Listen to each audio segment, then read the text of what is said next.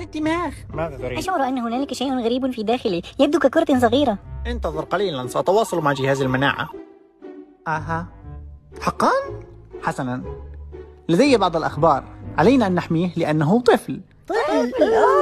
إنه شيء لطيف جدا. أشعر بالكثير من الهرمونات وأشعر بالكسل، لا أستطيع أن أحرك كل هذه الفطرات. إنني أيضا أفقد السيطرة على نفسي، أشعر أن كل الطعام سيخرج. اهدأوا جميعا، لتتقيأ وسيكون كل شيء بخير. الثلث الثاني.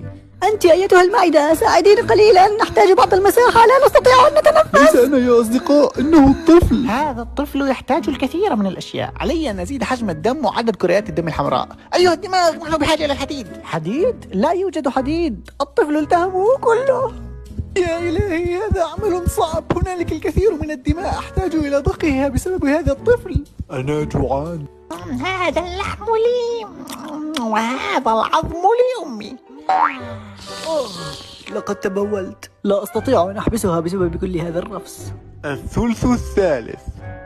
التنفس هنا أصبح مستحيلا. أنا جوعان لكن أشعر أنني ممتلئ. أرجوك أيها الطفل، أحتاج المساحة لأنبض بحرية. ما الذي يحدث؟ لماذا أشعر بالدوار؟ لا أستطيع أن أتحمل أكثر من ذلك، سوف أموت. ما الذي يحدث؟